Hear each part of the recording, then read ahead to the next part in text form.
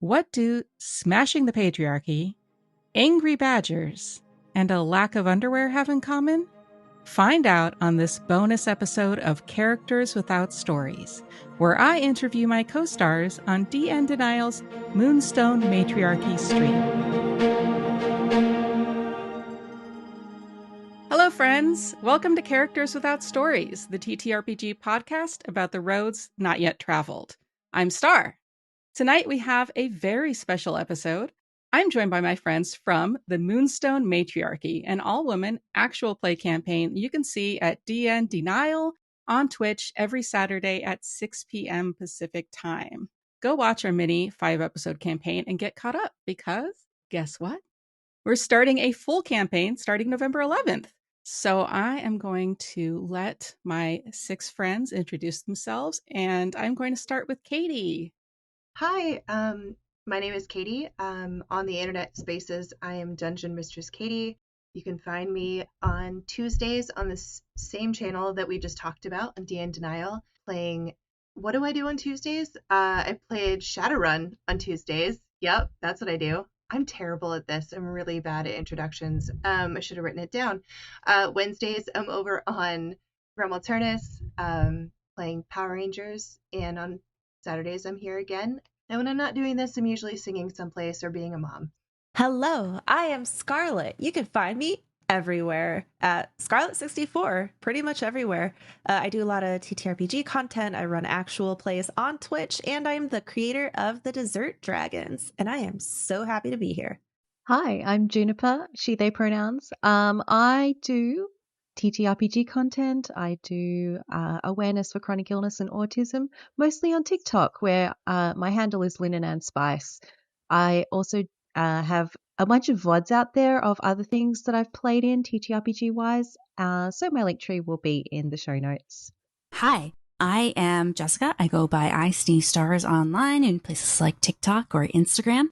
And also as DnDenial, where we host a lot of TTRPG games and stuff, including the Moonstone Matriarchy. Hi, everybody. My name is GM of Reven. You can call me N. You can find me on the internet as GM of Reven. I am a role player, world builder, map maker, and creator of a fantastical realm called Artalia. I'm all around the internet, mostly here on D&D Denial, Legends of Locomancy, and Project Aurora.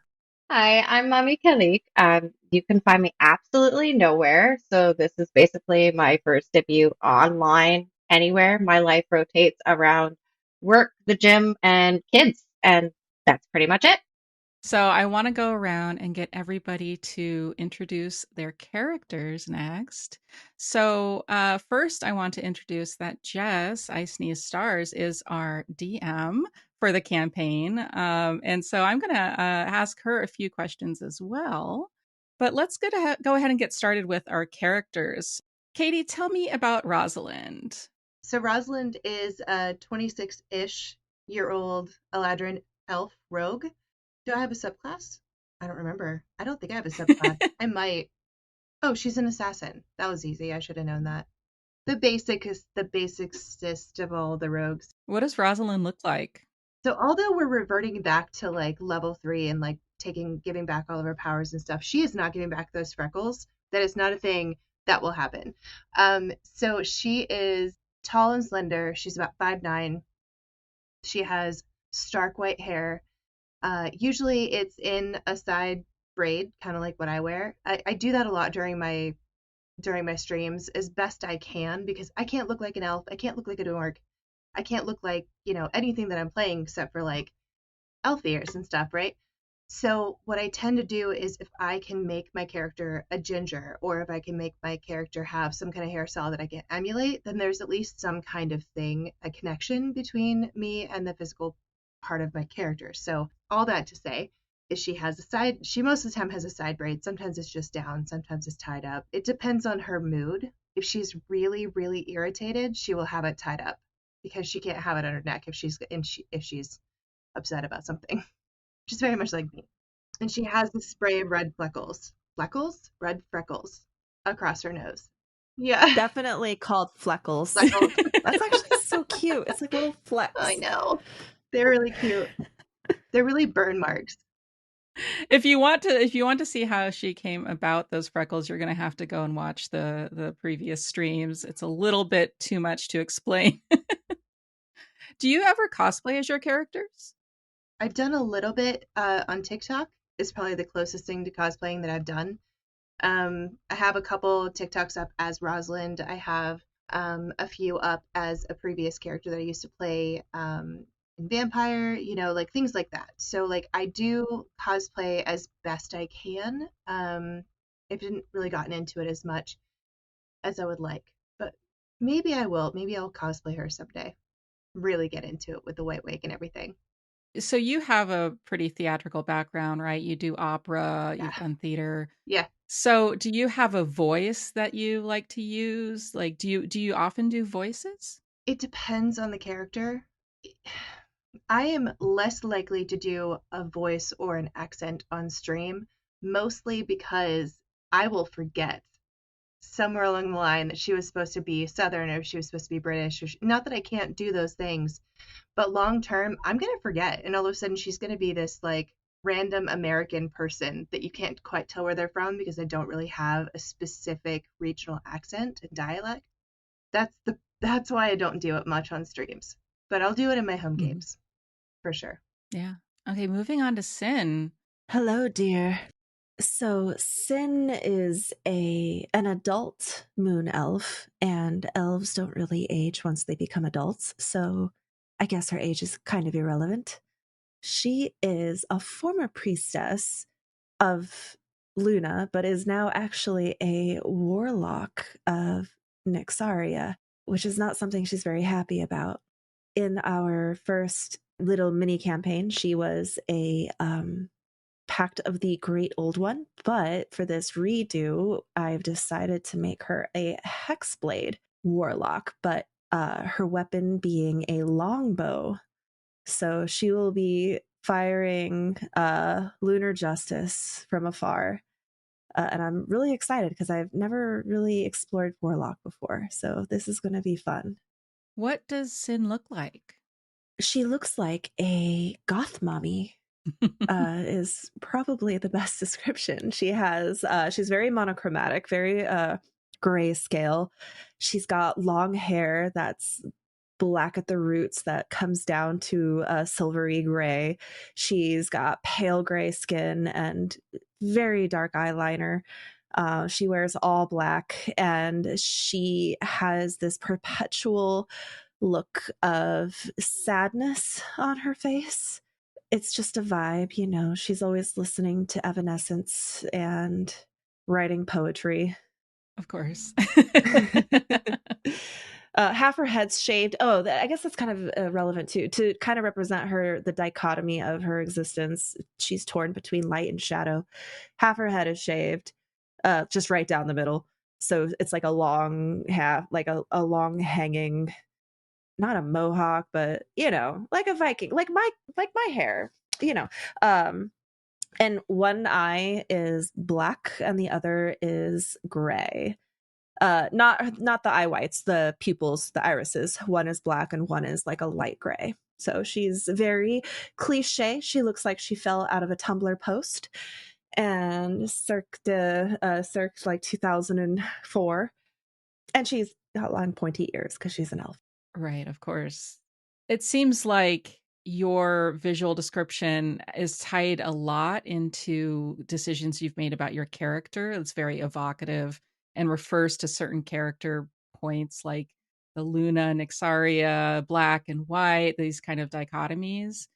Do you usually bring like your character into the visual of your character? Is that really important to you? Absolutely. I am an illustrator, and drawing D&D characters is like kind of my jam. And every character I've ever had has had a very simple yet descriptive name that essentially embodies their look. I've had a winter Eladrin named Snow who wore a little pointy gray hat, had long white hair, and little like holly berry antlers coming out of her head. I had a a druid that was an Arctic druid named Rime, after that like nasty snow that clings to metal. And she was very wintry looking. She had like big white wolf cloak. She was a half orc. I had, for a one shot, I made a little gnome who made explosives, and she had red hair, and like she was an artificer. Her name was Ember. So I tend to do that a lot. I make a very, very strong visual theme, almost character, not very realistic, I guess, just very designy. I don't know. It's just this habit I have. So what comes first, the visual image or the idea of the character? It's been different every time, actually. I think it depends on what the game is for. Is it going to be like a long campaign? Is it a one shot? I really like making my characters fit the world that they're existing in. So I think that I ask my GM, what is the setting? What can you find in this world? And then I pick something that lives in that world and then build from there. And the name is usually the last thing that I make. It's usually after I've come up with the concept of the mechanics, like what build is it? What am I playing? And then I kind of sit back and I look at it, and then the name is usually the first thing that pops into my head. I don't even like, is it going to be this or is it going to be that? I just look at it and I go, your name is Sin. Juniper, tell us about Clover, just the basics. Sure. Clover is a tabaxi, and she looks like a tiny little house cat. She's about 25, mid-20s, and she's a trickster cleric. We've just moved back down to level 3, so I've had to, like everybody else, I've had to lose a lot of my abilities and things. So we'll see how that goes.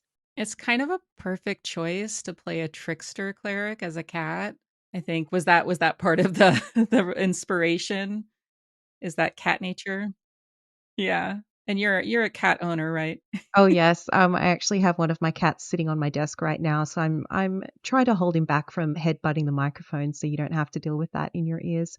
She also has an urchin background, so the trickster cleric kind of directly ties back to that as well. Just her backstory very much inclined her towards that kind of sneakiness.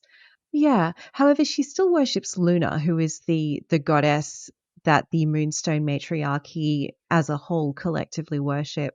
Jess, I know that in D&D sometimes gods are placed into certain like categories, like these are trickster gods and these are, good gods and bad gods. Do you think Luna could be a trickster god? She is a goddess of healing. She's a goddess of serenity and light. If anyone was the trickster, it would probably be Nyxaria. So Juniper, then, how does Clover worship a god of light and healing as a trickster? Clover is primarily a healer. That is not just her function within the party. That is also her philosophy on life.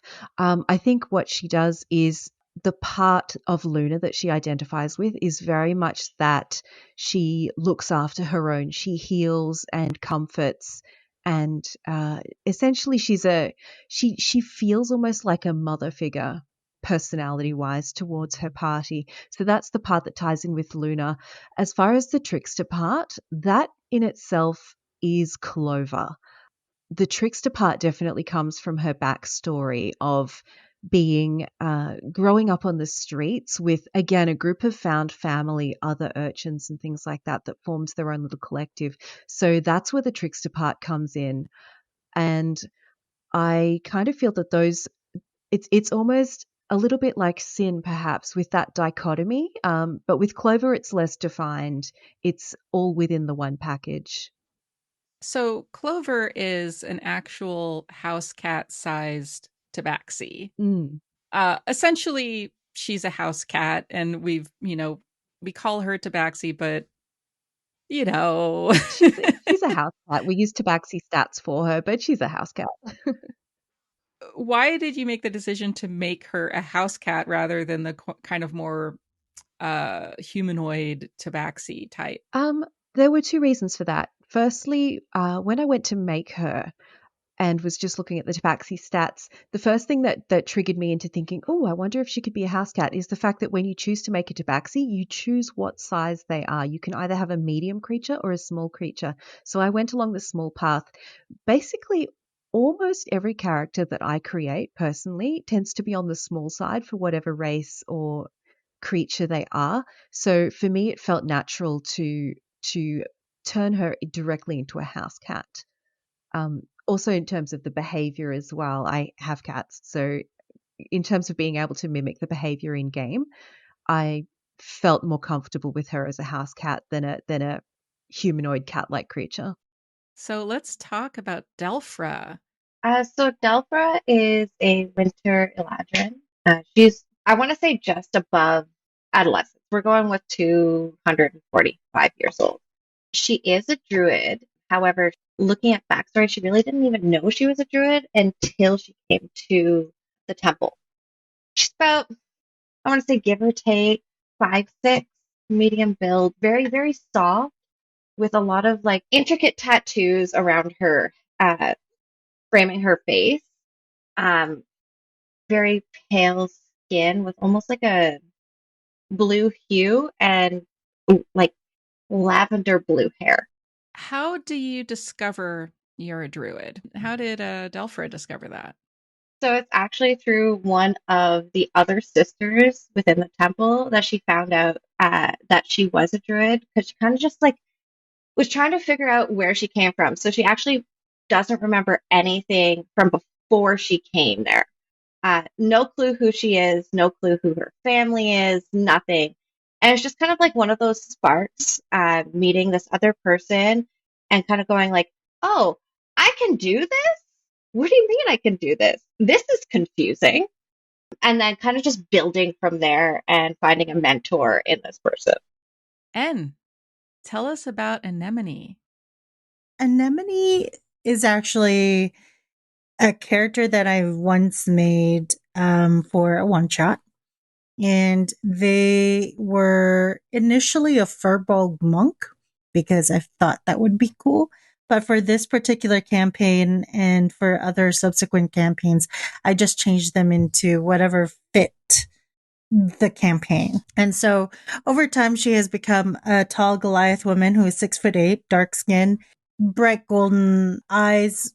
For the left hand side, she's got this like bright golden draconic eye and discoloration and scars all across her skin. She's got runic tattoos, very because I'm Filipino, so a lot of my history, my culture kind of feeds into that a little bit. And so also a lot of that South Pacific Islander kind of history with the tattoos and the scarring and the all that like kind of warrior spirit really heavily influences that. And so for me, when I was making Anemone, I'm like, wouldn't it be funny to have an Anemone who fights things? Because anemones are sea creatures that are usually like, you know, they're there because life and underwater or whatever. But I'm like, couldn't I have like a fighter that's like big, buff, and tall and beautiful and just like powerful? But she's named after the most fluffiest little sea creature in the world. Yes. And so that's where Anemone comes from. Did the name come first or did the Goliath come first? Oh, Anemone came first. The Goliath came after. She was, like I said, she originally was a Furbolg. And for some odd reason, that whole idea of like this really tall, buff woman just kind of stuck in my head. I'm like, yes. Do you usually play like these kind of buff, tall, powerful women? I play really interesting characters. Let me put it this way. My very first character that I've ever played for a fairly long time was a dark elf named Vextronica. That was an ode to Critical Role, which actually brought me into D&D to begin with in tabletop RPG games. And she talked with a little bit of an accent. She was very much like me. She was Eastern European. She was very, very cute. She was 5'2". She was blind in the day. She wore goggles at night. just so she could see, made out of like bottles of ale, that kind of thing. And she talked like that because I was heavily inspired by my mom's partner who's from Lithuania. And I'm like, I really love that kind of like voice. So that was Vextronica.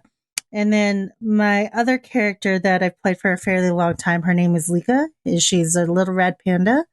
Um, I have a love-hate relationship with her kind of character. Because she's really, really cute, you know? Like, she's got this cute little voice, and her name's like, "Hi, I'm Lika, and I like to punch things because I'm a monk with a prehensile tail." I want to squeeze her. I would die for her. I just want to hug her. I would never let her punch things. Oh, you can hug me, it's fine. But, I mean, just don't pull on the hair or the tail. Be careful of the whiskers, and if you get too close, I'm going to stand up on my hind legs. I'm going to make myself look bigger than I actually am. I'm going to try to scare you. Anemone is just big, tall woman who's like, "Hey, what's up? How's it going?" And full on like within the they them spectrum of demisexuality / she's cool. Like, yeah. That's how Awesome. I feel about Anemone. Yeah, Anemone is definitely the like big buff protector of the group. You know, she's very interested in keeping us all safe, just like Clover is the one that keeps us all healthy. Definitely very much that like protector archetype. Jess, we have a lot of people talking about the world that you've built and they've built their characters into it. How do you guide players through kind of incorporating themselves into a world that you yourself have built? I struggle with that quite a lot. In my first campaign, I thought of like this really neat idea for a world, and I didn't want to say no to anyone about anything, so I broke it, and then that made a lot of work for me to try and like fix things so that things made sense for the players. This time around, I'm really like, you tell me what you want to play and I'll make sure that it fits in the world. So whatever you want to play, you tell me and I will make sure that that works. I didn't give you guys much specifications other than like, hey, we're going to do, it's called the Moonstone Matriarchy because I made an actual module. So I was like, it's going to be girl power. Other than that, you do anything you want to do and I will make sure that it works. And we came up with 3 elves, 2 animals, and and a Goliath. I know. It's so great. I've been working on the intro for us, and it's just like I love everything about this. We're all having such a wonderful time playing this game, and a lot of that credit goes to you, Jess. So thank you so much for that. Thank you for being here with me. I get the moment you compliment me, I'm like, no, it's okay. Don't do that. I will compliment you even when you make us cry. I don't know. I don't know about you guys, but I love crying in my games. I'm a sucker for the emotional moments. I think we've all talked about how we built these characters for a one shot. And now we're talking about extending the campaign and taking these characters into a longer form story. Katie, why don't you talk about how the character is changing for you and how you might have had to adapt as we're moving into this longer format? It's honestly, I try to, for me, okay, so for me, D&D is very much the same as improv in the fact that the most important thing for me to do is yes and always. So I try not to sort of plan too far in advance as to how she's going to be, because I already had her planned as this first creature, right? And she wasn't going to be anything other than that. As far as that's concerned, she's going to just be as adaptable as she can be. She is used to things sort of going along the way that she wants them to be. She's a lot like me in the fact that she doesn't handle change very well, and this is going to be a big shift for her. So I feel like there are going to be I don't know, like I feel like there may be points where she thinks she can do something and then, oh wait, can't do that thing now. Fuck. And sort of has to like recalibrate what she can and can't do. So really it's going to be just an adjustment period for her. So I don't know if that answers the question. Yeah, that's interesting to me. That had actually not even occurred to me. The idea that our characters might be used to doing things that they won't be able to do anymore. I think that's a really interesting concept to then role play out. Is this idea of like lost skills? Yeah. It's going to be a matter of recalibrating and trying not to do things she can't do, but it will likely happen. She'll probably try to do something and then go, okay, I'm going to shoot it now because I can't do this thing that I used to be able to do. Did anyone else feel like they really had to expand on their character in order for there to be like enough story there to bring in? Like, I don't know about the rest of you, but sometimes when I'm building for a one shot, I make a very simple character and I don't give them a lot of background. Did anybody else feel like they had to suddenly write? Yeah, Juniper. Yeah, definitely me. Going into the one shot, Clover, the only concept of her background I had was that she grew up on the streets. So very much in changing her and planning for her to be part of a long-term campaign, I definitely fleshed out her backstory a lot, in terms of the people that she hung out with, how they interacted with each other, the people that are most important to her, all that kind of stuff, which honestly didn't seem important for a one shot. Yeah, I suppose a lot of that you wouldn't even really get into. For me, I very much create a character. I kind of just look at pictures and kind of get inspired and go from there. I'm very much, as we all know, a very Leroy Jenkins type character. I typically play barbarians, warlocks, and just kind of dive in. But I also try to take the party into consideration. I'm not really good with backstory. We play a lot of D&D at home, and I'm usually the dungeon master, so I already creating characters like with depth is a little hard for me. My first character ever was actually a pixie warlock that if she liked you, she bit your nose, which is very much my personality. With Delphra, it was kind of one of those like, how far can I take my Leroy Jenkins with everybody? How soft do I go with everything? And then kind of work it in through there. And then I kind of just kind of made the backstory on its own, where she didn't really know anything about herself other than the fact that these sisters were all she had, and that's what she was going to fight for. So she was going to Leroy Jenkins because if anything was going to come, it was going to come at her first. I made Sin very simply. I didn't even decide what her transgression was because I didn't think it would really come up in the story. I just wanted to leave it buried in the past. So I didn't really flesh it out. And I ended up having to like write in all the details for this upcoming adventure. And as I was writing it, I was like, ugh, this is dark. But I typically do that a lot, actually. I don't make too heavy backstories when I make characters. I kind of leave them a little bit vague because I think it's more interesting to see what happens to the character in the game rather than having a small novel to describe what happened before the campaign. And that's typically my philosophy going forward: is have a starting point, have a wish, have a goal, have something you care about, and a reason to go on an adventure, and then let all the interesting stuff happen on the adventure. Jess, you did a lot of character building, at least with me. A lot of kind of expanding on backstory and kind of clarifying, building out those relationships. Is that something you always do for campaigns? Is that something you enjoy doing? I don't do things in half measures. So yours, like you already are aware of this, yours is the first arc that I'm working on. So I need to know who's your family, what happened to your dad, what, like this kind of stuff. Like, just because you're going to meet these characters and you're going to interact with them, and every player is going to have their own character arc that is designed specifically for them. I need to know all that information so that I can make that happen. And I'm a story DM. it doesn't matter to me what we do as long as we tell a story together. So I pay attention during your sessions and during your character. Like, I read your character backgrounds. I make notes on them.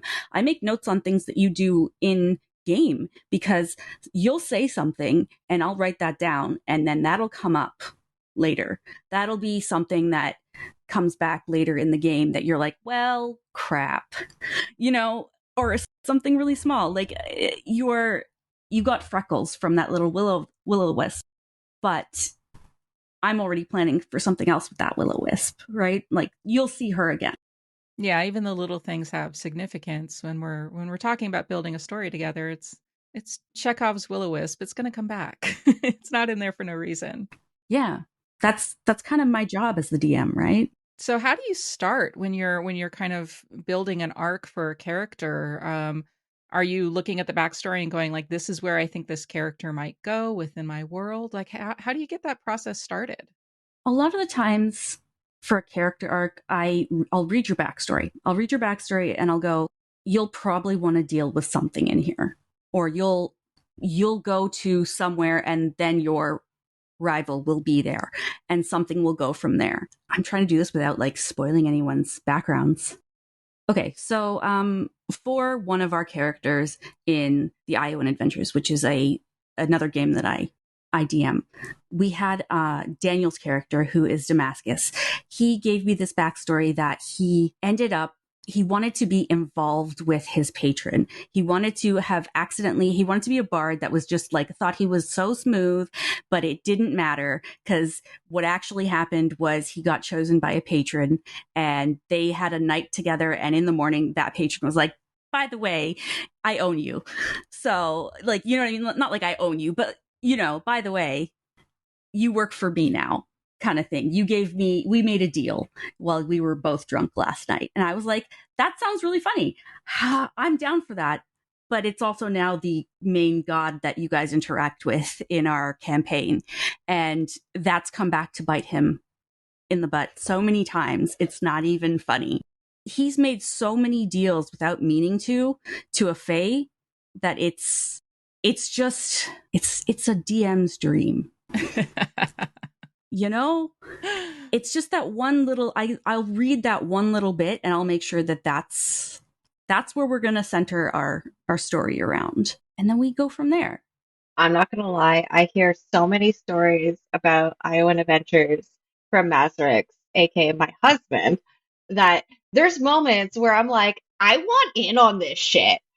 The arc is just amazing. And that's part of the reason why I wanted to come into this, was because of not only Jess's personality, but because of the story that she's able to create. Because he gets off stream and he's like, oh my God, guess what happened tonight? And I'm like, what's going on? I need in on this. Why are you crying? Your poor husband. I've brought him to tears when I'm DMing someone and they start crying on stream or in the game because I've done something. It's not me. It's obviously like characters and their character is hurting. But I'm starting to like DM and I'm tearing up while I'm DMing. It's He really has. And honestly, like, I'm upstairs and I'm just like, I can hear the emotion not only from the stream, and like that's what just really brings it in, is the fact that like you're able to do that. And it's really appreciated.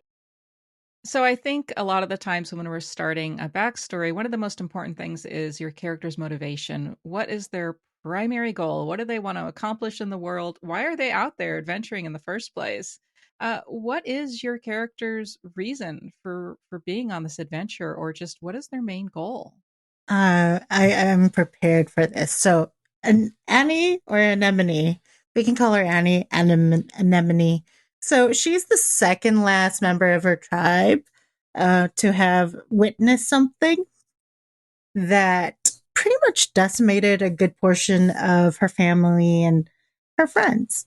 The only other person that is around is yet to be an NPC to be revealed, which I am not giving any details because I don't know how this is going to play out. But she doesn't like the other person, and the other person is kind of ambiguous to me because I have no idea how it's going to look, but they're rivals. And then for her backstory, because of that incident, she went to another person. And again, I can't reveal details because I don't know how that's going to play out. But the person she went to kind of gain some understanding, gain some wisdom and knowledge was like, you should go to here. And so she wandered her way towards the Lunar Sisters, where she met her mentor and got taught how to fight better and all these things. And it's really interesting that she's gone so far. And she's like, I still haven't figured out how my tribe got decimated, but I will one day. For now, I'm going to be here. This is where I'm going to make my mark, and it's going to be here. I'm going to figure things out here. And for me, and Annie represents like this very present moment of, I am here. This is where I will land. This is where I'll make my mark. And from moving forward, I will not look back. And I just love that kind of like, I guess, attitude in terms of what she sees her past as. So that's her backstory. I hope I did not give anything away because I worked hard at being as ambiguous as I possibly can. All you need to know is that there's a rival, there's a mentor, and there was somebody. That's it. Somebody was in her past who was kind of a friend. Clover's primary goal has kind of changed a little bit over time. From her childhood, she was basically focused on survival for herself, but over the course of her upbringing and now becoming part of the Moonstone Matriarchy, her goal has shifted not just to survival of herself, but survival of those she calls family. So Clover is very much a nurturer in a found family. She collects people and then she makes sure those people are okay. That is her primary goal in life, is to look after her people. Yeah, and that's definitely a derivative of her background. Right. So tell me a little bit about that. So she grew up on the streets. So Clover doesn't actually remember her biological family at all. Her earliest memories are of being on the streets and alone, basically. She doesn't know really who her parents were or anything like that. She doesn't know anything about them. So from a very early age, she started collecting people who she found a group of young friends who all banded together for survival of the group. And while that was of necessity in terms of survival, it very much became a found family and a group of people that she came to care very deeply about. So she's continued that into when she first got involved with the temple, the Moonstone Matriarchy, the Lunar Sisters. She carried that attitude across, that approach to life across, and has adopted her Lunar Sisters as her newfound family. So did she leave her previous found family behind? Not all of them. Of her found family, Clover was the one who first discovered the Lunar Sisterhood. And when she brought that back to her original group and told them of these people and who they were and what they did, and the fact that if you devote yourself to the service of Luna, the goddess, that you would basically get food and lodgings and you would have a secure, safe place to exist. She brought that back to her group, and one of her group, her closest friend, did join the Lunar Sisters with her, but not everybody did. So the Lunar Sisterhood is obviously female oriented, so not all of her group was eligible, but there were also others of the group who did not feel that it was right to devote themselves to a service of a god or a goddess in order to basically get safety. That was not their they didn't feel comfortable doing that, whereas Clover wholeheartedly threw herself into the service of the goddess just out of gratitude of being offered this opportunity. Sin, she has actually been in service of the goddess for most of her life. She's from like a suburb or like a little rural village that is kind of under the jurisdiction of Solandria. And from a young age, she was sent to Solandria to train at the temple and then go back to her village and serve as like their priestess. And when she committed her great grievance, her sin against Luna, she actually returned to Solandria, to the temple, where she was stripped of her rank and her power and authority, and she is currently working off she's atoning for her sin. So she basically just does whatever the head priestesses tell her to do. And all she wants is to like kind of earn the right to be in Luna's good graces again. And that's really all she cares about. She does care deeply for her sisters because she's been a priestess of Luna her whole life. So it's all she knows. And she's quite loyal to that. And she's quite loyal to the matriarchy and the church, and she's deeply religious in that sense. So she's just like whatever Luna wants, Luna gets. And that's pretty much why she does what she does. She just goes, oh, you have a mission? Yep, I'll go. I will do it. And I'll make sure these kiddos don't get hurt. Rosalind had to make a horrible choice when she was younger, which resulted in someone she was very close to dying. And so ever since then, she has had this just deep grief and guilt over the whole thing. And so her thought process was, if she became one of the matriarchy and she served this goddess, that she could actually maybe atone for that by doing as much good as possible. And that's really what her reasoning for joining the matriarchy was. She was sort of told that she could do the most good by joining this group of women. Do you think that there's maybe kind of an emotional undercurrent under that, where it's almost like she wants to be forgiven? For sure. Yeah. The problem is she can never truly forgive herself. It doesn't matter if, we did have a moment. Oh, I love how Jess is writing shit down right now. We talked about this. You already know this. I am taking notes. I've taken notes for everyone's everyone's little story here. I'm making sure. I told you this is what I do. Yeah. Even though we did have a moment in one of our sessions where, the person sort of came back and they were like, I understand why you did what you did. It doesn't really matter because she's never going to forgive herself for what she did, even though she knows logically she did the right thing.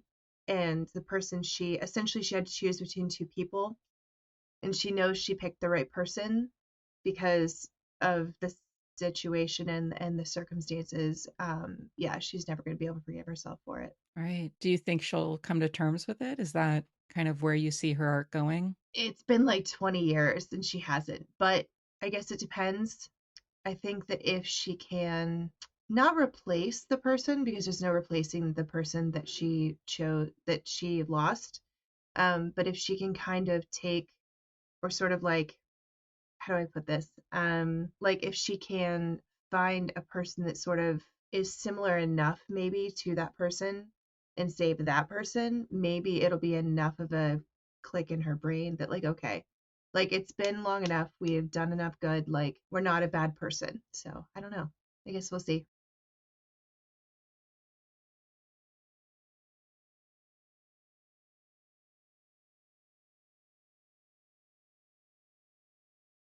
You would think, but there's a lot of guilt.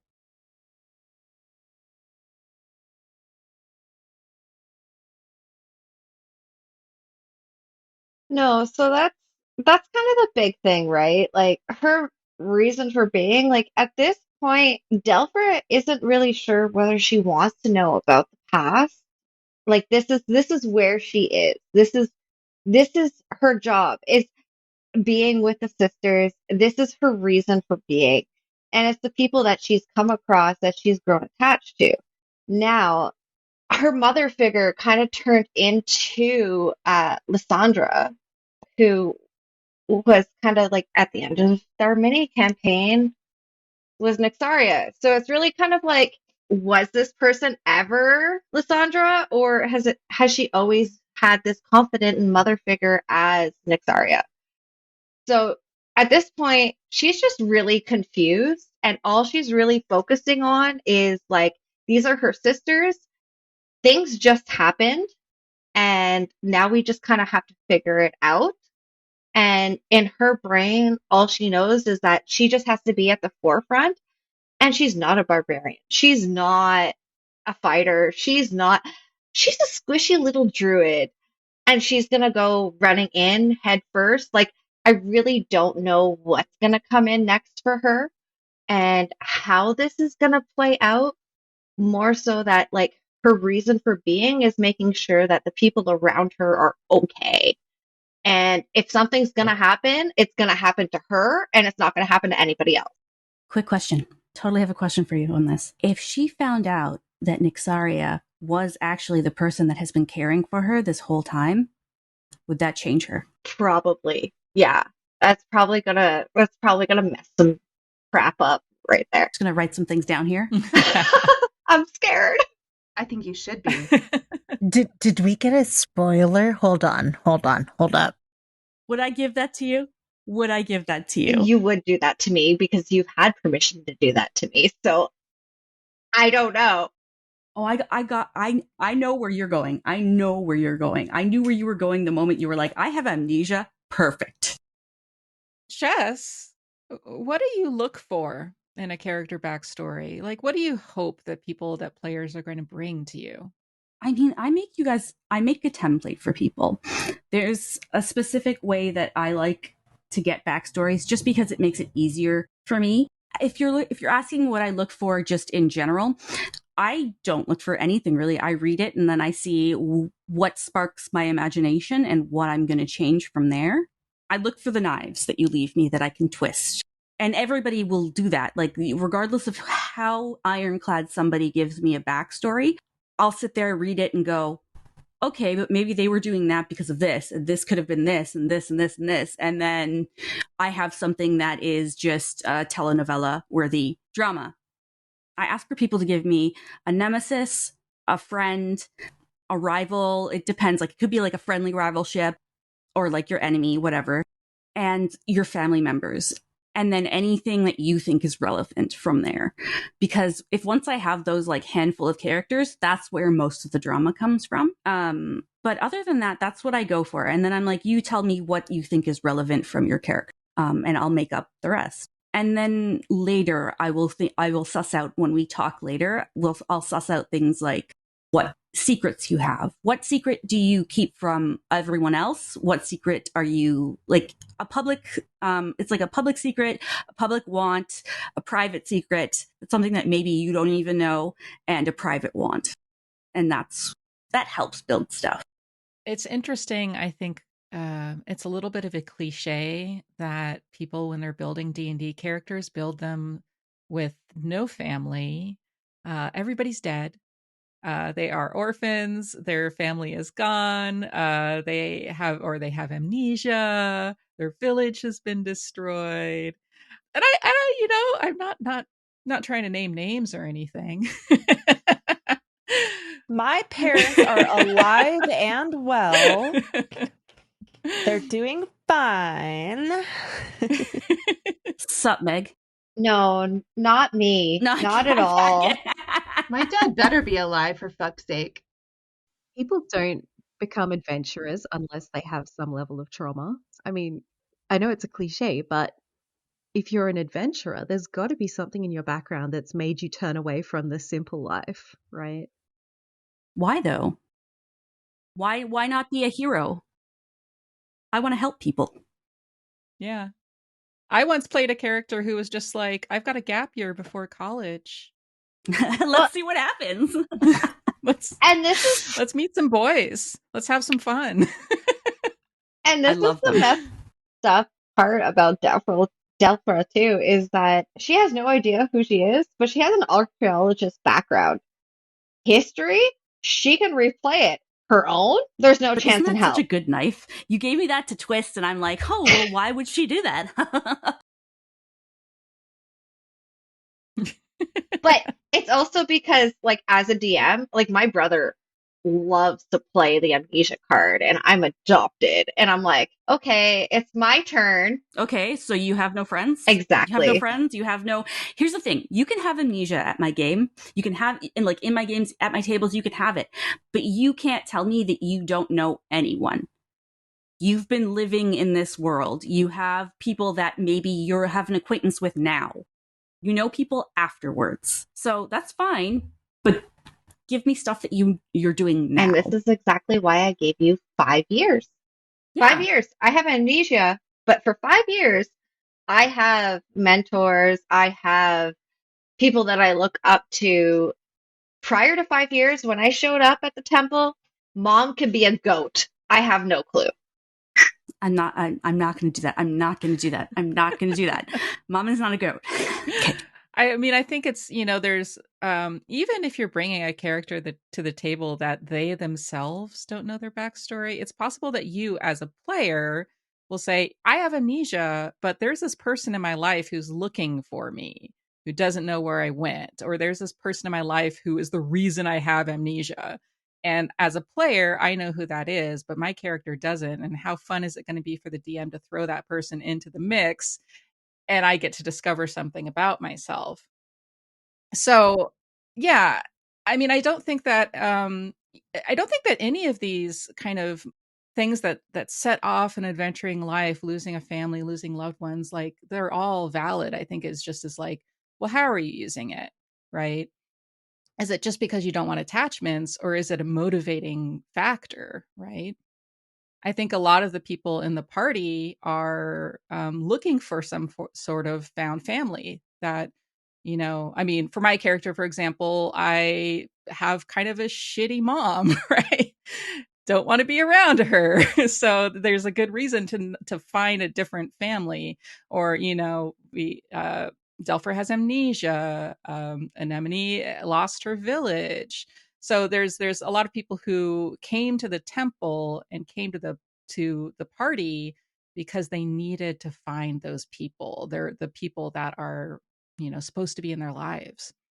One of the reasons why I chose with regards to Anemone and in terms of what her background is and how I kind of built her, having like people in the background that affect her story and how she's going to present herself in the future was really important to me. And I am excited to see how that's going to play out in our campaign, because everybody has such different backstories and different like tangents that we could probably connect. In terms of her loss, it could be somebody in our party's gain in terms of a memory or in terms of a connection. I know for this campaign that's coming up with Cappy's story, I just want heads to roll, and Anemone is there for it. I want that to be part of the driving factor, because she doesn't have family. And in a way, this whole theme, and I feel like that's the theme of our campaign, is like, we have found family. We have found sisterhood. And we all want to kill your mom, so. Yeah. Heads will roll. Faces will be bashed in. Your mom's is the first. Happy's mom is going down. We are taking her out. We need to rock, paper, scissors first to see who is going to take her out. Do we do that now? And I think Cappy. Like we right should. now? I think we should. We should. Yeah. I think we should. And I think Cappy gets dibs on the first blood. For sure. I'm just saying. Cappy gets dibs on first blood. And then also veto on anything reckless. I'm just saying, unless Delphra has an actual leash, she's first. Delphra has given Clover so many heart attacks from just running into things. All right, so unbreakable string is something I'm going to give you guys. It looks like we need to get you a bear form. Can you wild shape into a bear? I can, actually. I looked into that. But now that we've lost some levels, absolutely not. Yeah. Okay, you can wild shape into a badger, and we'll work our way up from there. That would be Oh, appropriate, that's terrifying, actually. though. Oh my goodness. Just a little.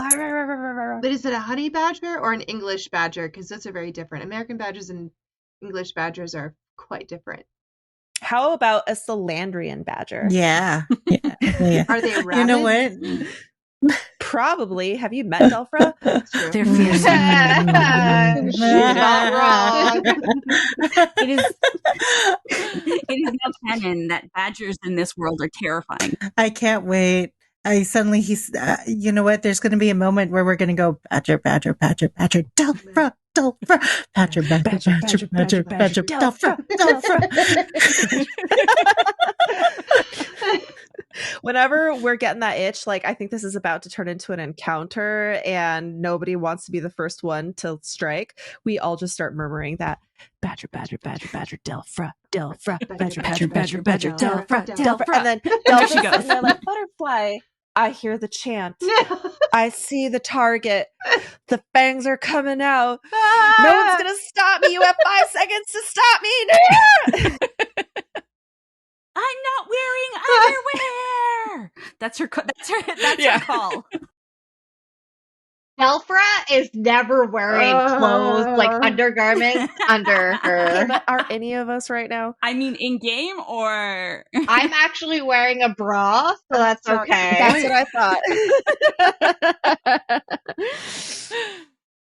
thought. Underwear is optional in a matriarchy. Just like bras. I know, because it's the patriarchal thing that keeps us wearing them. Yeah. We burned our bras long ago. Just be aware though that Clover's eye height is very low, so just be aware of that when we're all walking together. She is vagina level. It's fine at all times. Clover has seen everything, and she's just too nice to say anything. Pretty much. What if Clover, being a cat, sees humanoid genitalia and it doesn't register the way when we see a cat's asshole facing us, it doesn't register for us? It's the same thing. I think so. She sees the full Monty. She just looks up and sees the cheek, like everything, and she's just like, yeah, that's how elves look. And it doesn't even register. Weird that they dress themselves like this. Pretty much. Like Clover doesn't wear clothes. She has no issue with nudity. That's a she doesn't even notice it. Nope. She thinks our clothes are just like fancy collars. Yeah, pretty much. I mean, Clover's only homage to clothes is the white silk collar that she wears, and that's only for convenience so that she can carry stuff attached to it, pretty much. Does Clover have like 8 nipples? Probably, yeah, I would say so. Although she hasn't counted them herself, you're welcome to turn her over and give her belly scritches at some point to find out. Yeah. It's all good. It's all good. I'm just saying this episode is rated R. It's fine. For cat nudity. So we have this family. We're all, obviously great friends, but there are some of us who are keeping secrets from each other. Scxrlet, do you want to talk about what it's like creating a character that is so secretive? Well, okay, so everyone, like all the players know her secret, which I wanted to kind of keep on the DL, but it just kind of like out of character was thrown out there. So I guess everyone knows. I feel, I feel like I'm someone who has kind of learned early in life, maybe not early enough, that you shouldn't put everything out to just anyone. So it's not that she's keeping secrets. It's just kind of like, because I feel like part of Sin's penitence would be to be honest about the fact, like, her name is Sin. Like, she's literally wearing the Scxrlet A across her chest. I just think everyone's too polite to bother her about it, because that would be like really rude, like, so what'd you do? And I think that she appreciates the discretion that her sisters have shown her.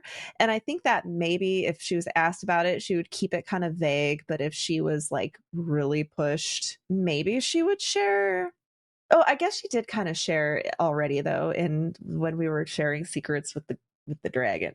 But yeah, it's interesting. Again, like, when it comes to backstories, I don't like to dwell on the backstories. I just wanted a cool edgelord named Sin. So like I don't bring it up all the time. It's just what it is. It is what it is. Hopefully her sisters don't think she's too untrustworthy. She does have best intentions with everyone and has their best interest at heart. But yeah, we'll see.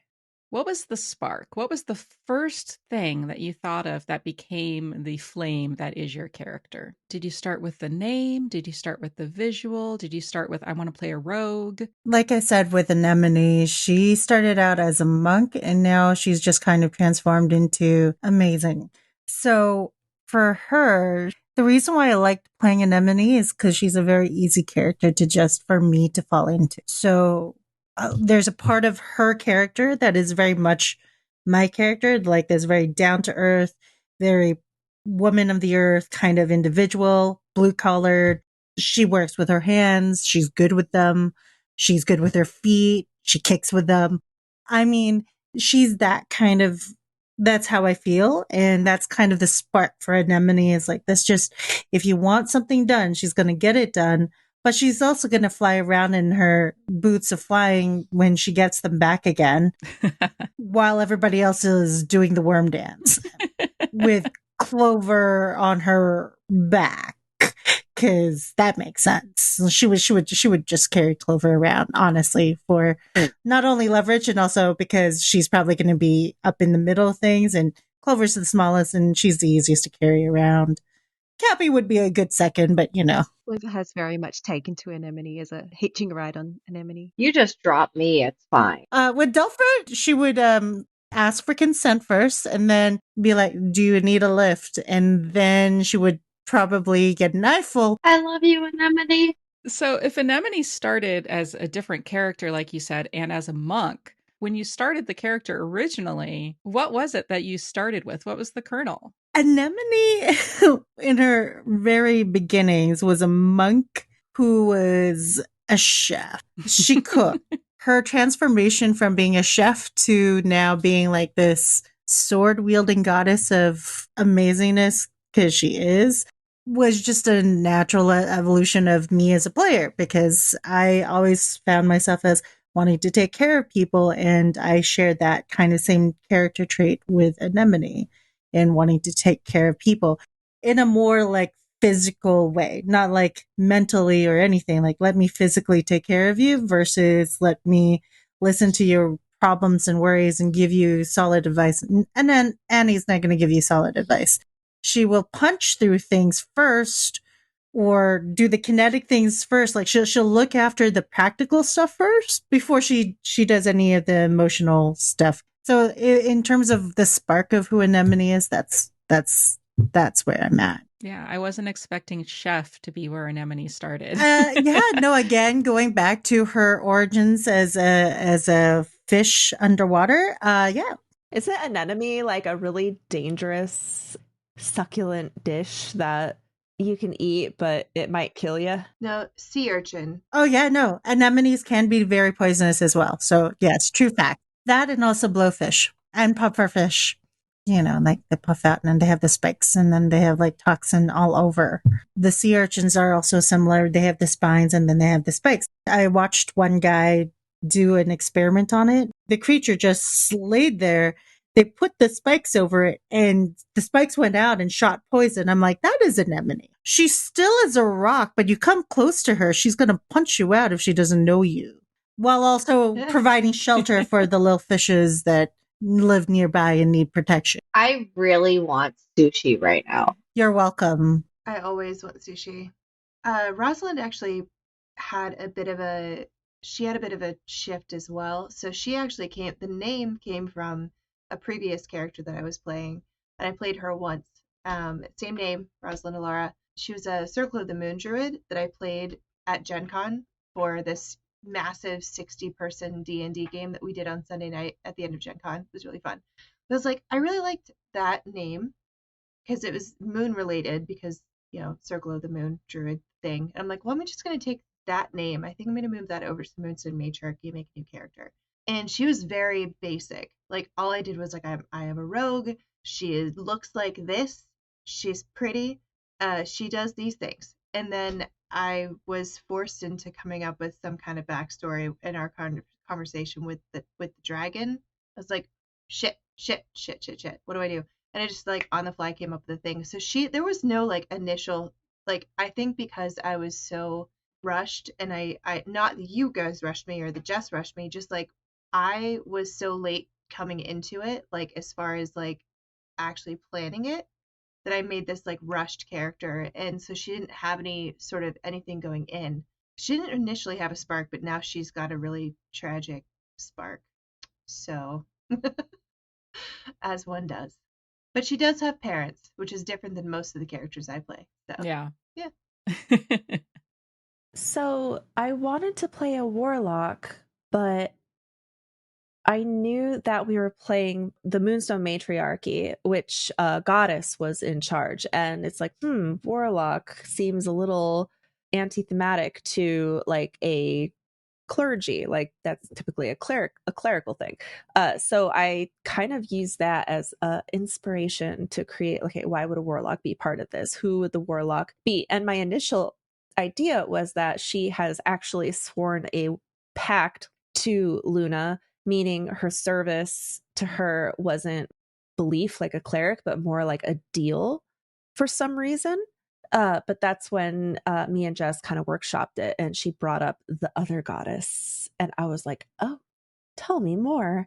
And that was like the starting point, which then inspired her name, her look, and kind of her whole story. So it was a pretty simple process. Just I wanted to play a warlock and I wanted it to fit in the story. With Clover, the spark that turned into the flame of who she is was very much that I just wanted to play a cat. I've never played a character that wasn't either humanoid or, that sort of thing before. So I wanted to play a cat. And that very much developed into combining that with I'm a cleric main. I do have a lot of characters that deviate from that, but I kind of wanted to come back to my roots for that. So very much combining those two things was how Clover emerged. And every character I make, the very last thing that gets decided is their name. So the name Clover came from the fact that when she was with her original group of urchins, things that she eventually learned were her innate ability to cast guidance on them and things like that. She was their lucky charm, basically, that having her around allowed things to go well for the group, hence why she actually chose the name Clover for herself.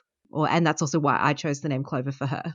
Yeah, so she actually chose her own name. That's really interesting. Yeah, she did. Well, she didn't really have anyone to give her a name. Like I said, I play mainly barbarians. I've even played blood hunters. I'm front row and center, and I wanted to see how it would go out. So that is literally the only reason why I've decided to play a druid, was because it's a character I have never played before. So far, I think it's going out all right. It could blow up in all of our faces later. I have no clue. With that being said, coming down to name, so I actually know 3 languages. English is my first language, Gaelic is my second language, and French is my third. Usually I go with Celtic names for all of my D&D characters. I couldn't figure one out. So I actually messaged my best friend and was like, this is my character. This is what I want her to look like. Name her, please. And that's basically how Delphra came to be. Delphra is actually Albanian for fox, which is her wildfire druid. Her little spirit is a 9-tailed fox. Her last name is Vandemoon, which translates to of the moon. Yeah, I love that. I think everybody, has very different reasons for choosing their names, and I love hearing them.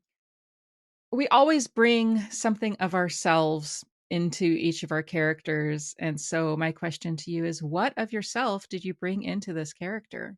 For me, it's the compassion. I struggle to make characters who do not have a very compassionate base from which they operate.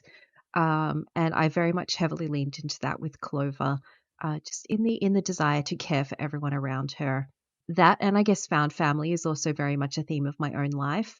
So those two things together That is such a hard question. I'm going to get really deep into this, and might scare some of people here. I suck at role play. It is the first question I asked Jess. How much role play is in this shit? The whole thing. Exactly. I failed drama in high school. I can't role play. My characters are me. So think that in a little bit right there. Right down from pixies biting noses to accept you as their people, to Delphra running in, making sure that no one in the party gets hurt. My characters are who I am as a core. Why? Because I can't role play. I actually went to Oxford University for literature and ancient histories. I can do all these things. I can write you a story. I've been a DM. Playing a character for myself, I can't do it. I can't be anything than who I am as a core. So each of my characters are actually a piece of me that I play as my true self. When it comes to like role playing and becoming a character that you invest in when it comes to fantasy world, definitely playing a portion of yourself really ties into that. And I totally agree with Mamaicailleach regarding that you leave a little piece of yourself in the character that you play. And I look at all the different characters that I have played, and I can see which parts of me are present in that character, and which parts of me I'm like, I just have to sit back and like shake my head a little bit, because that is something I wouldn't do. But this is something that this particular character would do. Although some people might say that is a little bit kind of toxic from a role-playing standpoint. From like a game-playing standpoint, and just in a way, TTRPGs kind of force you as you play them to really get deep within yourself and find pieces of yourself and heal certain traumatic pieces that you didn't know you had before. Because that's what I found through playing my characters. That I started healing myself with the characters that I played. Anemone is very different from my two other characters in the sense that she feels more grounded. Like she's got her feet on the ground. She's got her head on straight. She knows her priorities. And that is very different from my characters, Vextronica and Lika, where Vextronica, just to kind of give a comparison, is this dark elf who is a teenager who went out into the world looking for her brother that she had lost because her tribe or family, again, going back to that whole family thing, needed him back because he was like the family's ranger. And then her finding this group of people to travel with, and finding like a mentor before dying of a beholder. That's a whole other story. But her story was kind of a piece of me as a player that wanted to explore from the perspective that I had when I was younger. Like it forced me to kind of go into myself as a teenager. Whereas with Lika, she's this little red panda who lost her dad. And she needs to find her dad. Again, going back to that family thing where she has family, but she doesn't know where that family is, and she goes traveling. She became this character that I love and hate so much because so much of me is in Lika. A lot of her personality, her sweetness, and her that particular character is so youthful. Not even in just voice, but just in personality, where it's like a younger version of myself without a filter. If I just didn't have my adult filter on, that is the kind of person I would be. Just squeaky, McSqueaky, squeeze bottom.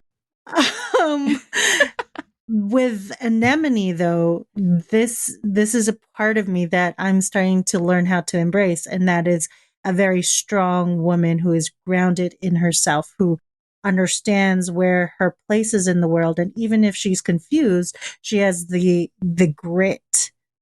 And that's the part that I'm really, really, really excited to learn more about, is like, how is she going to withstand with all the emotions that are going to come her way? Because that's going to be exciting to see what happens. And I want to see how she's going to react to certain situations because I rebuilt her to be a fighter barbarian. So I'm like, I want to play with like anger management. How do you deal with anger as an adult woman? You know, because there's feminine rage. I want to know how to make that work in a character who can wield a sword and kick ass when I get those nat 20. Knocking on wood. You can kick monsters' ass when you can't really do a lot about the monsters in the real Absolutely. world, unfortunately. You can't really go out killing people with swords, even if they deserve it. You can't? I feel like Anemone would.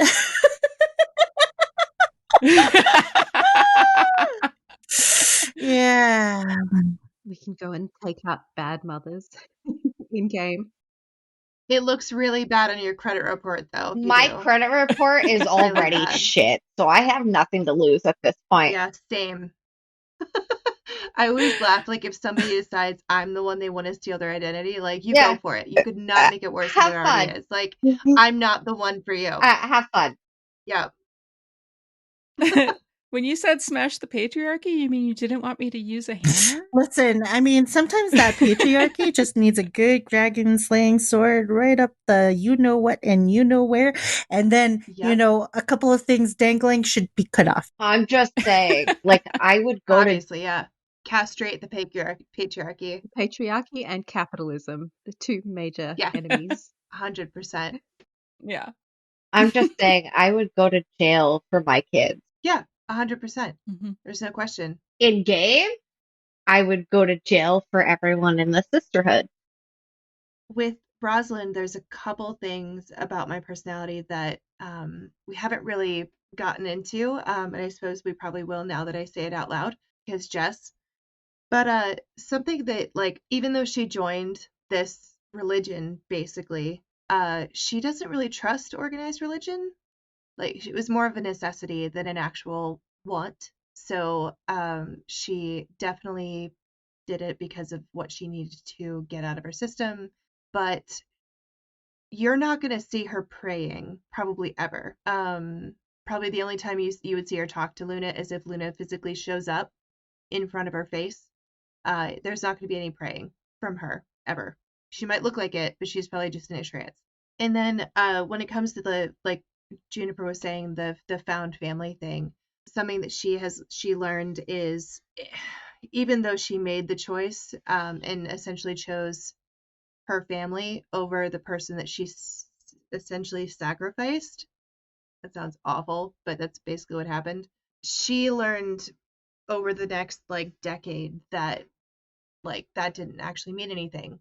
Like it was almost like she shouldn't have done that. She should have picked the other person just because they, just kind of like had this attitude of, well, of course you picked me. Why? I mean, obviously, like like it was, clearly they consider family above everything else, and she's learning that that's not the case. So, and for me, I've learned over the course of time to not like that family is not trustworthy just because they're family, and my life has definitely had that same found family sort of thing. So yeah, that definitely comes into it as well.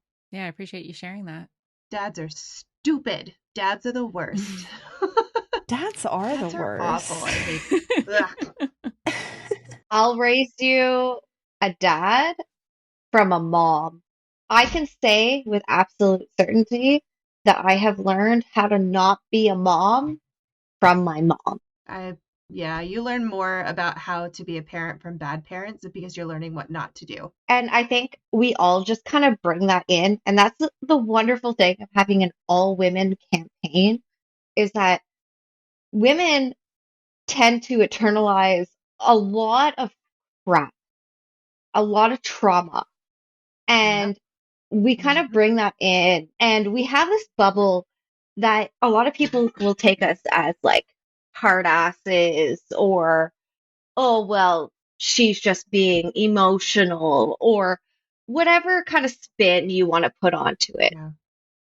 But the wonderful thing about having an all women campaign is we bring that trauma and that who makes us who we are into our characters and share it with the world. We show that women aren't just emotions and we aren't just hormones. We actually protect our own. And that's what the sisterhood has turned into was we don't care who's in the group. We don't care what's happened in the past, who you're connected to, what's going on. I'm going to put my life on the line for you. And women do that every single day. And we're judged for it without actually looking at the bigger picture. I'm not going to lie, Backstreet Boys is plaguing in my head right now. I don't care who you are, what you did. Yeah, it's ridiculous. It's just how my brain works. What you've done, as long as you love me. So anyway, yeah. Sin is funny because Sin is super opposite of me in almost pretty much every way, other than her haircut. Like, it's actually a challenge for me to be so moody and emo and speak so coldly that I even find myself being like nice to the other characters, like in a really warm way, because Scxrlet wants to be nice and doesn't want to be taken the wrong way. I'm trying to make her seem a little edgier and colder. And I think it's because I, as a forever DM, get to play lots of NPCs. And I find every time I get to be a player an opportunity to try on a new skin. This is going to be a voice that I've never done before for the long term. This more subtle, not sultry, because I don't think Sin is flirting with anyone, but just greetings. I've never that's like a new character for me. So it's going to be a lot of fun exploring it and nailing I think I changed her accent like 6 times in the last mini campaign, so it'll be fun to actually get it, to like get her character, to get her sayings, to get some phrases. I've had characters in the past who I had catchphrases for them. It was like really easy for me to slip into character, and this was the most challenging one for me yet because it has so little of the real meat in it. But I love a goth mommy, and I love being something so different than me. So I kind of see it as a challenge, and I think that's going to be fun. So yeah, I guess to answer your question, what did I bring to her? I brought her a badass haircut. So Jess, Scxrlet was talking about being a DM and how that kind of changes the way that you play as a player. What about you? Do you get to play as a player very often? Yeah, I do actually. I DM 3 campaigns and I play in 3 campaigns. And I've made myself a rule that if I ever start DMing more than if I ever don't have a game that I'm not playing, then I'm not going to DM anymore. Just because playing is more where I like to be, but I also know that I'm a really fun DM, and I like being social. This group, like when we meet and talk and play, it's really nice. It really it's I don't get to go out often. I can't really do that anymore after becoming sick. And this is just a way to be social. So I will always DM, but like I make a rule that I have to be able to play as well. When you are a player, are you taking kind of Scxrlet's approach where you're trying to do something very different from what you've done before, or do you have certain types you fall back into? I very easily fall back into the belligerent rogue. Yeah, that is me. I am the belligerent rogue and the comic relief for things. Fucking chaos on Tuesday night. Yeah, yep. I am. I want to touch everything in a DM's world. After seeing my husband create his first campaign and how much went into that, he's basically how I learned to DM. So I copy what he does. How he DMs is basically how I DM. I know how much goes into it. So when a DM throws me something, I follow the plot. I grab that hook and I make sure to talk to every NPC or do this or do that. Like I want to touch everything. Criticisms that I've got from playing, like from other DMs, have been like, you go through our world and you touch everything and you follow every plot and you live in it. And then it forces us to expand that world and then think of things that we hadn't thought of before. I like that. That's not a bad thing. That's a good thing. Yeah, I think that's a gift coming from a DM. It's not. It's just I didn't do that as much in the beginning. I wasn't into to D&D. But then something happened with Dan and his first party. We stopped playing, and he was like, "This world and the stories, and it's all done." And I was like, "No, it's not. I'm gonna touch everything. We're gonna play together, and it's gonna be fine." And that's just what I am now, and I really enjoy it. Delphra, what's the last nightmare you remember having? I woke up in a beautiful field of wildflowers and dancing around carefree. And as everything just kind of seemed normal and bright, everything and all the shadows seemed to darken and come in on me. And like every other night and every night that I actually sleep, I start running. And I don't know what I'm running. I'm running through a field of forest, and everything is almost like it's in black and white. And I don't know who's behind me. I don't know what's going on. I just know that I need to run. And I keep running with sweat pouring down my face, and I don't know what's going on until I find a temple. And these nightmares come in every single night, whether in a forest, starting off with me running, or in a meadow, or in a field of flowers. What seems like would start off as a wonderful dream turns into dark. Sin, if you knew you were going to die tomorrow, what would you do today? I would write a poem about my life, and then I would take the page and rip it from the book and burn it over a white and black candle. I would take the ashes. She's so evil. I would sprinkle the ashes into my wine, and I would drink it while I look at the sunset. I love her so much. Oh my God. Listening. She's doing her own poetry.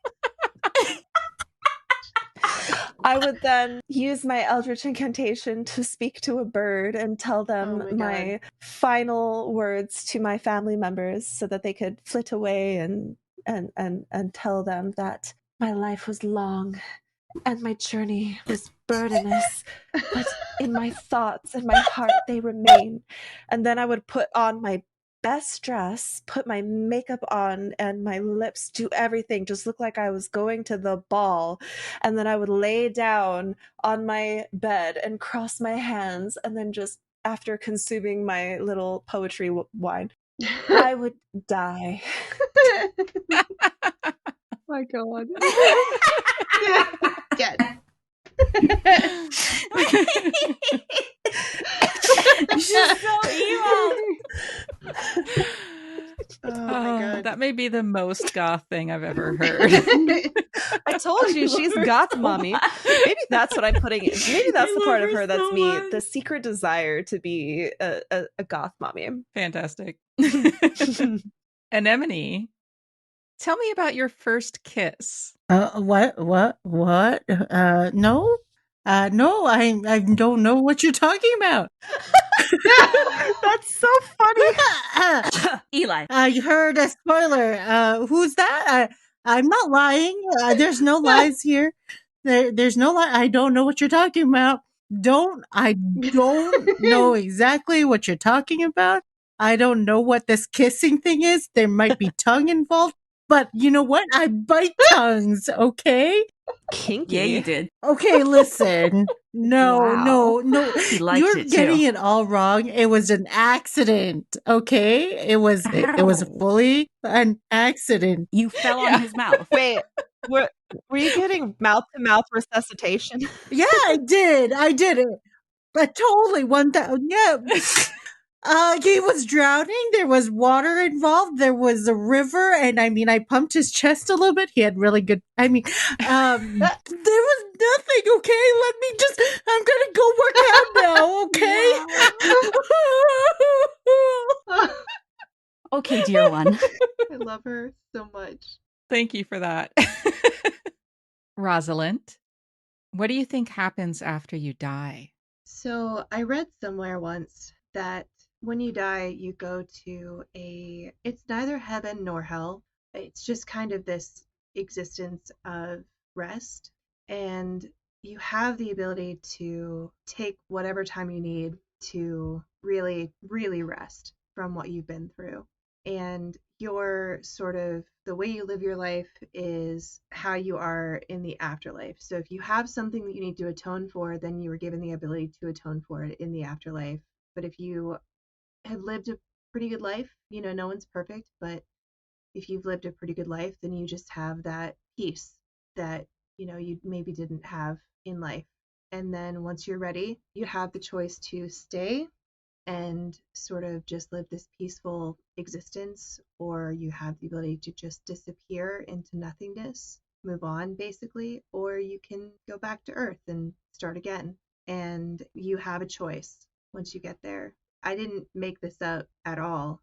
It's definitely something that I heard from a friend of mine, but I like the idea that we have a choice to make at the end, and we have the ability to atone if we need to. If I can just jump in here, so little do all of us know, I'm pagan and I'm close to tears because that's my faith. And thank you for that, because that just hit home. I'm glad. Yeah, that's what I think. Clover, where do you feel safe? I feel safe in the arms of my sisters. I In the surrounded. arms of my sisters. Fly away. I'm so sorry. If you didn't do it, Yeah, I was going Pause just long enough for my brain to complete that. So we've had Backstreet Boys and Sarah McLachlan make an appearance in this particular podcast. It's fine.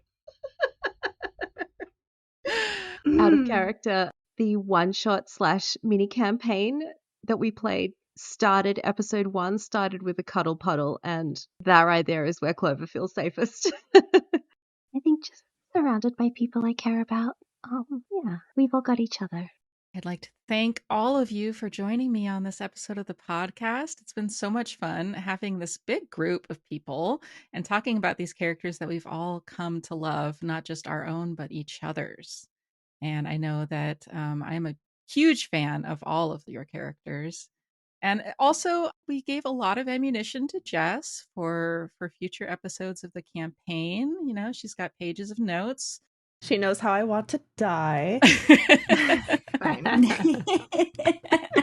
Thank you so much for coming on the podcast. And is there anything you want to tell people to look out for on the horizon from you? Just the aforementioned streams that I'm on, Tuesdays and Wednesdays and Saturdays eventually. And our operas and whatnot are all streamed. So I will put up information when those are available for the world to see. We're doing A Mall in the Night Visitors / Gift of the Magi, and Gift of the Magi is a world premiere because my friend is writing the music for it. It's going to be amazing. So I'm going to be putting up information about that once I have it. You can find me all over the internet, but mostly on Twitch. I run an actual play every Sunday. It's Out of the Abyss, and I will be bringing back my Pathfinder one-shots in a few weeks.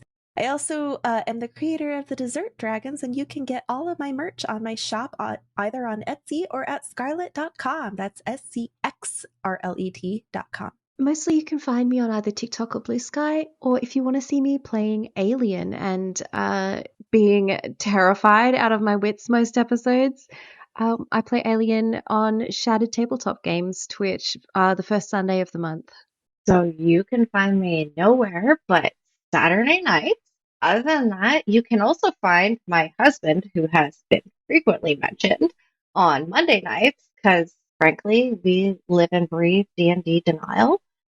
You can find me everywhere on the internet as GM of Reven. You can find me specifically on my channel on Twitch as GM of Reven. Tuesdays, I usually air a game, and I'm doing a lot of things in the future with my channel. Additionally, this upcoming November, December, I'm part of Paladins Archives Marathon Dungeons and Dragons event where we're going to try to break a world record while also raising funds for rescuing animals. And also, basically, it's going to be great because it's 24/7 for 15 days. I'm going to be okay. I am online as I Sneeze Stars or as DnDenial, and you can find me more or less everywhere as them, as well as Monday nights where I DM the Iowan Adventures, Tuesday nights on on DnDenial where I play in the Shadowrun campaign that Katie is part of, as well as now Saturday nights DMing the Moonstone Matriarchy starting next week. You can find me on TikTok at StarMamaC or on Threads, Instagram, and Facebook as Characters Without Stories. You can also listen on YouTube at Characters Without Stories or follow the link in the description. Please share the podcast with a friend. Word of mouth is the best way to find new listeners. Your recommendations help me immensely. Thank you to all of my listeners spreading the word. I'm so grateful. I'm currently accepting submissions, particularly for non-D&D characters, so if you'd like to share your character, you can go to the submission form at characterswithoutstories.com. Thanks for listening, and may all your characters find their stories.